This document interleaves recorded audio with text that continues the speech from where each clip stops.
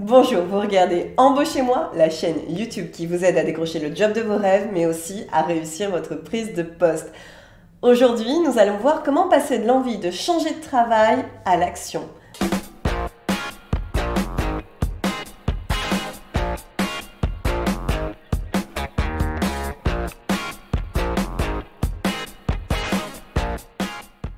Mon nom est Karen Tuzerne et je suis coach carrière. Et mon métier, c'est de vous aider à mieux vous vendre en entretien comme en entreprise.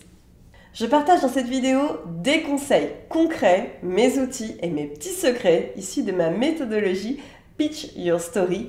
Et si vous avez envie que je vous coach pour mieux communiquer en entretien, alors rendez-vous sur mon site www.prenezlelead.fr. Allez, c'est parti! Si votre poste actuel ne vous plaît plus, quelles que soient vos raisons, alors c'est peut-être le bon moment pour envisager de changer de travail.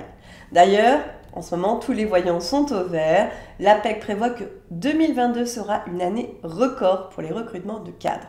Car les besoins en compétences sont immenses. Mais attention à ne pas aller trop vite quand même.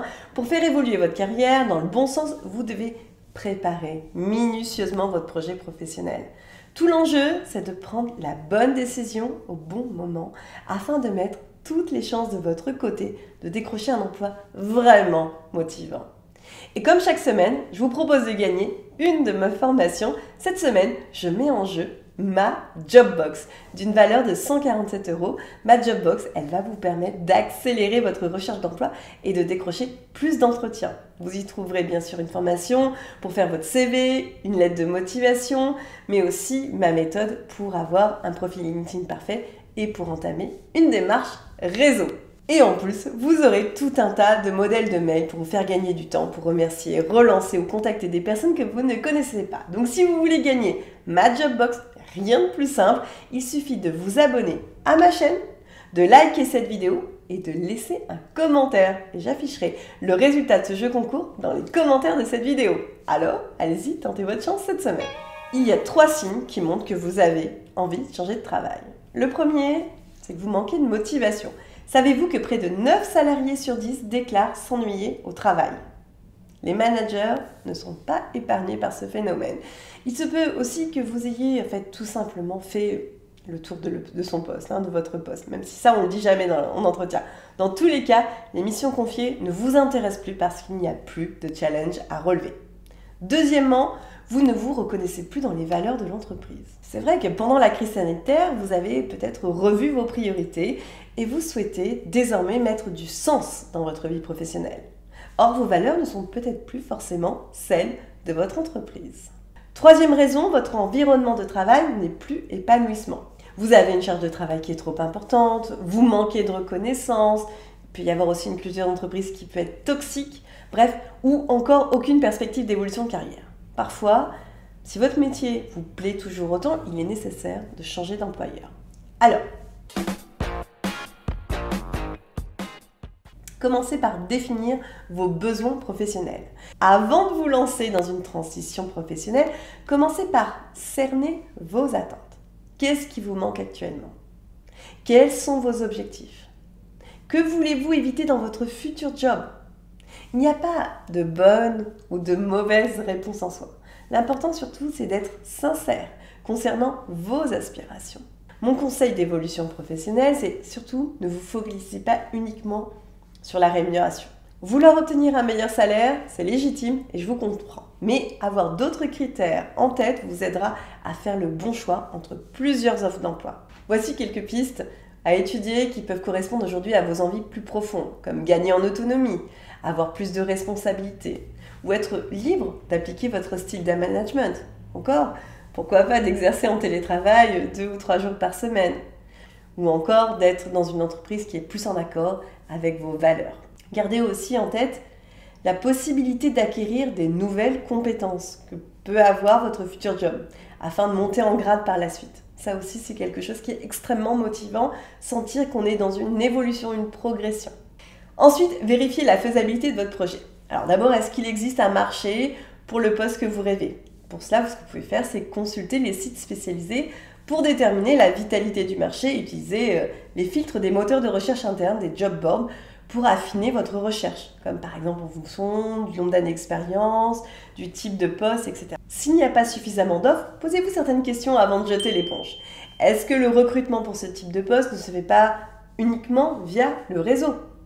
Vos prétentions salariales sont-elles en phase avec la réalité du marché? Est-ce que vous êtes prêt peut-être à élargir la zone géographique de vos recherches? Ou encore, avez-vous les compétences et l'expérience requises? Listez vos points forts en les étayant par des preuves tangibles, les missions que vous avez réalisées, les résultats que vous avez obtenus. Pensez aussi bien sûr à inclure vos soft skills dans votre démarche, car ce sont vos qualités personnelles, votre esprit d'initiative, votre bonne résistance au stress, votre sens de la communication, votre créativité, etc. qui feront la différence en entretien. Si vous n'avez pas toutes les compétences nécessaires, inscrivez-vous à une formation pour combler vos lacunes. Mettez en tout cas en place un plan d'action efficace. Pour que votre projet de mobilité professionnelle soit une réussite, il y a plusieurs actions stratégiques à effectuer. D'abord, vous devez actualiser votre CV, intégrer vos dernières expériences professionnelles et faire ressortir les angles saillants de votre parcours professionnel. Préparez un CV type que vous pourrez ensuite modifier en fonction du poste que vous visez. Pour en savoir plus, je vous invite à regarder ma vidéo « Comment faire un CV qui vous démarque ». Je vous mets le lien dans le descriptif. Ensuite, vous allez devoir rédiger une lettre ou un mail de motivation percutant. Votre objectif, c'est de mettre en lumière l'adéquation entre votre profil et la mission à remplir. La pire chose à faire serait d'envoyer, vous savez, cette même lettre type de motivation à tous les employeurs. Justement, avec ma Jobbox, vous allez récupérer une trame de lettre de motivation très efficace que vous pourrez personnaliser, et tout ça en moins de 15 minutes. Donc si vous n'avez pas encore tenté votre chance pour gagner la Jobbox, faites-le maintenant, il suffit de vous abonner, de liker la vidéo et de mettre un commentaire, c'est facile. Et sinon, vous pouvez, pour vous aider à rédiger une lettre de motivation qui marque les esprits, je vous invite aussi à regarder ma vidéo sur le sujet, je vous mets le lien descriptif.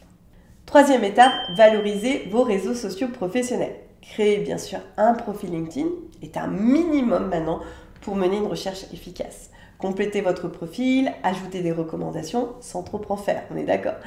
Et surtout ne mentionnez jamais que vous êtes en recherche active. Comme vous êtes en poste, la discrétion est de mise. Sinon, l'ambiance au travail risque d'être difficile avec votre actuel employeur. Pour optimiser votre profil, je vous invite à regarder ma vidéo « Comment avoir un profil LinkedIn parfait ». Je vous mets le lien dans le descriptif.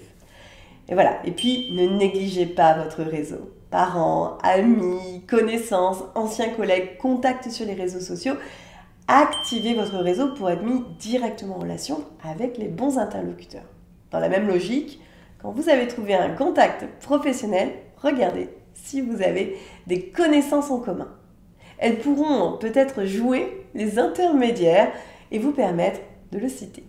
La prise de contact sera ainsi beaucoup plus facile et beaucoup plus efficace. Et dans tous les cas, proposez toujours à vos intermédiaires de les aider en retour. C'est d'ailleurs pour cela que le réseautage gagne à être pratiqué en continu. Donc si vous vous rendez régulièrement des services à votre cercle d'amis, de relations, ou si vous êtes très actif, il est ensuite beaucoup plus simple de les mobiliser quand vous en avez besoin. Donc 2 astuces pour optimiser vos chances. La première, c'est de personnaliser le message que vous allez envoyer à vos intermédiaires. Et le deuxième, c'est de remercier ceux et celles qui vous ont soutenu. C'est très important. Changer de travail, c'est une démarche à envisager dans la durée, puisqu'elle doit être réalisée sur votre temps libre. D'où l'intérêt de s'y prendre tôt, sans attendre de ne plus arriver à ne plus supporter votre job ou de risquer l'épuisement professionnel. Vous avez compris que changer de job ne doit pas se faire dans la précipitation. C'est un projet qui est mûrement réfléchi et pour être efficace, vous devez mettre en place un plan d'action sans faille. Si vous avez besoin d'aide pour changer de job, n'hésitez pas à me contacter sur mon site internet à prenezlelead.fr/contact ou par téléphone au 01 43 29 49 70. On se retrouve dans ma prochaine vidéo et en attendant, si vous avez aimé cette vidéo, n'hésitez pas à la partager et à la liker. C'était Karen Tuzerne. Bye bye.